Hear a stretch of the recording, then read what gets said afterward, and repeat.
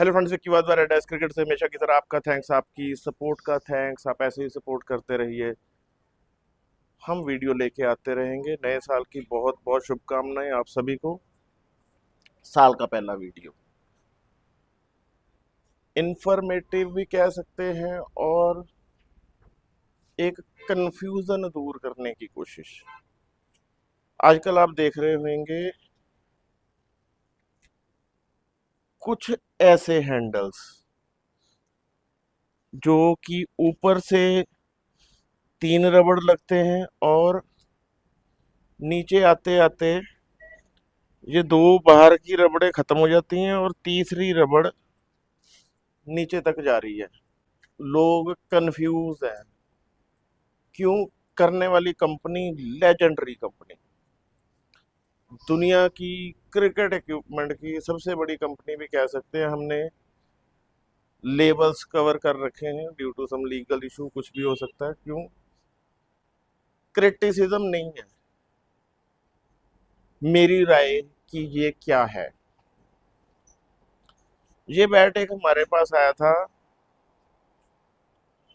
कि सर बहुत महंगा बैट लिया है हमने, पूरा नॉक भी कर लिया है, पर जितने को पैसे हमारे लगे हैं उस हिसाब से बॉल निकल नहीं रहा। उस हिसाब से क्या, इनफैक्ट निकल ही नहीं रहा था। थोड़ा बहुत हम भी खेले, हमने भी खेल के देखा, वाकई में ही नहीं निकल रहा था बॉल। फिर अगर बैट में स्ट्रोक नहीं है, would quality top of the line है, बैट में खड्डे नहीं पड़ रहे, दैट मीन्स कि बड़े जबरदस्त वे में बनाया गया है बैट, फिर भी स्ट्रोक नहीं निकल रहा, तो सीधा सीधा फर्स्ट रीजन होता है कि आपके हैंडल में शायद प्रॉब्लम हो सकती है, उसमें फ्लेक्सिबिलिटी नहीं है या कम है। ये जो केन होता है, मैं बहुत पहले बहुत बार बता चुका हूँ कि केन ये सिंगापुर से आता है और ये एक घास की स्पीशीज होती है। जैसे बैम्बू अंदर से खाली होता है, केन अंदर से भरा हुआ होता है, और ये घास की स्पीशीज है। ये 100 फुट लंबा मड्डी वाटर में होता है। तो ये केन केन ही क्यों यूज करते हैं, वुड क्यों नहीं यूज कर लेते? क्योंकि केन के फाइबर में सबसे ज़्यादा फ्लेक्सिबिलिटी होती है, इसलिए केन यूज होता आ रहा है सदियों से। हम कुछ और भी लगा सकते हैं, मनाही नहीं है कोई भी, बट कोई भी हैंडल हम उसमें जो एक्सटर्नल इंसर्ट है वो 30% से ज़्यादा नहीं होना चाहिए, और वो मेटल भी नहीं होना चाहिए। कहने का मतलब कि आप रबड़ या कॉर्क या कुछ भी ऐसी चीज जो मेटल नहीं है वो आप डाल सकते हैं। अब 3 रबड़ या 3 कॉर्क का चलन है, हमारे बैट में स्ट्रोक नहीं आ रही। हमने देखा बैट का हैंडल दबा के उसमें बिल्कुल भी फ्लेक्सिबिलिटी नहीं थी, वो धीरे धीरे बन जाती है। और कुछ ऑड हैंडल्स चाहे जो मर्जी कर लो, फ्लेक्सिबिलिटी आती नहीं है, नेचुरल प्रोडक्ट है, गारंटी नहीं होती और ह्यूमन एरर होती है। एरर क्या होती है कि हम क्लेफ्ट छांट सकते हैं, हम हर चीज का हमारे पास मैकेनिज्म है, बट केन छांटना कि इसमें फ्लेक्सिबिलिटी है ही है, ऐसा कोई मैकेनिज्म नहीं बना हुआ।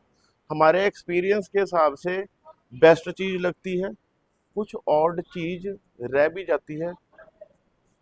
हैंडल हार्ड रह जाता है, उसका सीधा सीधा हम करते हैं जी, हैंडल पतला कर देते हैं सो दैट की फ्लेक्सिबिलिटी बन जाए। अब फ्लेक्सिबिलिटी जरूरी होती है, पर ये लिखा नहीं है कि 3 रबड़े होनी चाहिए या 5 हो या एक है या कुछ भी है।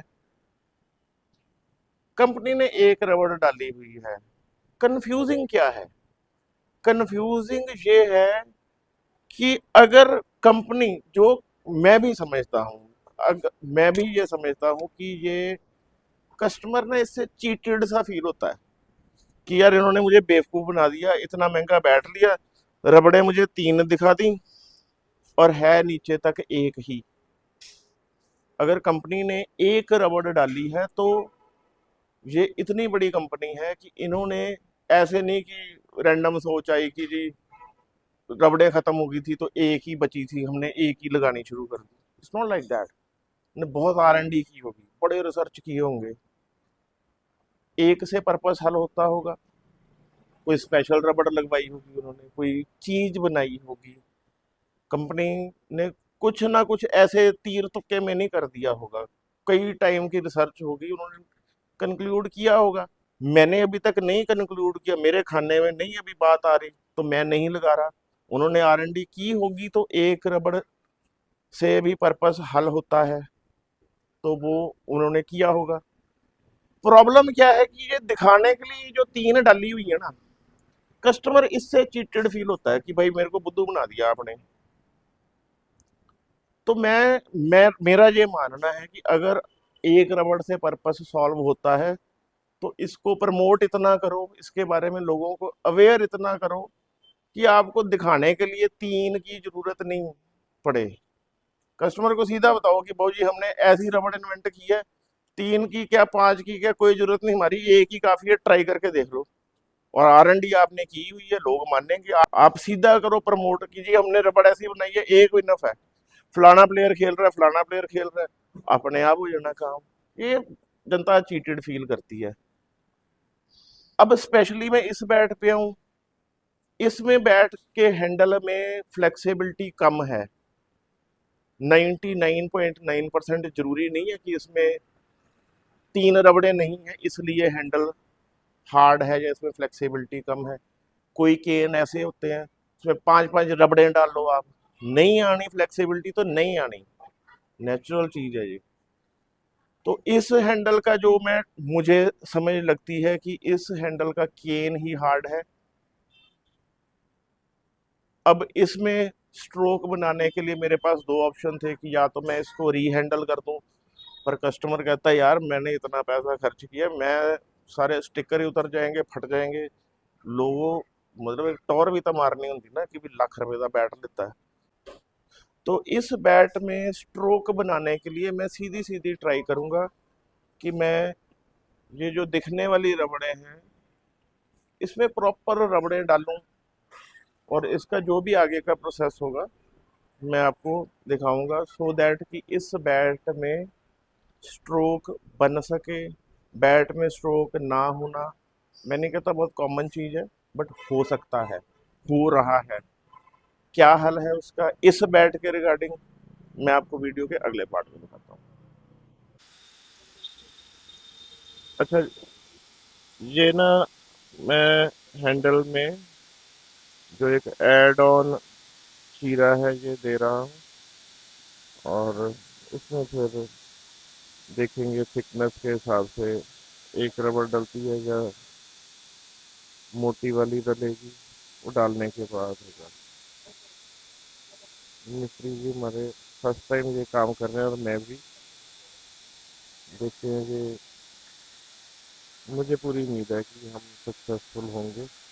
नहीं तो री हैंडल तो फिर इसका है ही है लास्ट ऑप्शन। पर यह है कि प्लेयर की रिक्वायरमेंट है कि स्टिकर बच जाए, क्योंकि अच्छा ये देखो ये ना चीरे डल गए हैं, ठीक है। ये थोड़ा सा नॉर्मल से सीधे नहीं डले हैं, बट उसका कोई ब्यूटी के अलावा ज़्यादा डिफरेंस नहीं होता। और दूसरी चीज़, मैंने हमेशा वकालत की है कि जहाँ से ये हैंडल शुरू होता है ना, ये इतनी को क्लेफ्ट है, ये वुड है, बैट की वुड है जो हैंडल के ऊपर चढ़ाई हुई होती है हमने, कि हैंडल को एक्स्ट्रा कुशन मिले, और इसको हमें हमेशा बचाना चाहिए। तो आप कहोगे पाजी आपने तो काट दी, मैं उसी लिए ये स्पेसिफाई कर रहा हूँ आपको कि मुझे पता है मैंने इसके साथ क्या ट्रीटमेंट करना है, मैं कर लूँगा इसका जो मेरे दिमाग में है या जो इसके साथ होना चाहिए। बट इसका जो भी रिजल्ट आएगा वो मैं अगली कुछ वीडियो में बताऊंगा। बट इसको देखने के बाद कोई भी जो रिपेयर वाले बंदे हैं वो ट्राई करें कि ये वुड हमें बचानी है, क्योंकि हमारे पास बहुत सख्त मैकेनिज्म है कि हमने इसको सेट करना है। और हैंडल का केन इतना ज़्यादा हार्ड था कि वो इतनी रबड़ से बात बननी नहीं थी, तो इन एनी केस हमें अंदर तक करना पड़ना था। और इसको कैसे बचाना है वो हमारे पास बहुत से मैकेनिज्म है जो मेकर्स के पास ही होते हैं। तो ये फ्लैप हमें हमेशा बचाना है। तो इस बैट का ट्रीटमेंट, तो देखिए वो जो बैट हम प्रोसेस में डाला हुआ था जिसको हमने सही करना है, उसका प्रोसेस शुरू है। ये हमने एक कॉर्क जो है उसको एडेसिव लगा लिया है। ये दूसरी कॉर्क की शीट है, हम उसको एडेसिव लगा लेंगे। बहुत ज़्यादा भर के नहीं लगाना होता। तो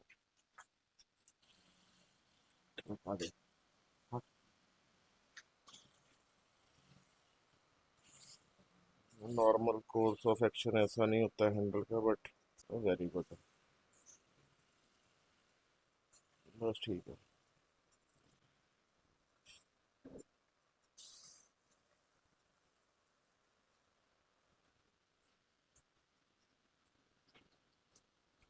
लो जी, ये हो गया है हमारा दूसरा डन।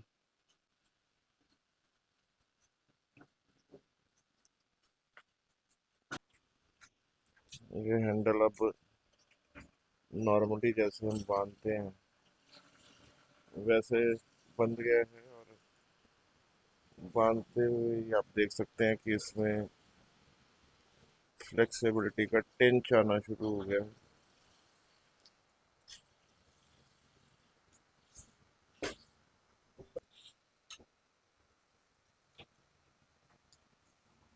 तो लो जी,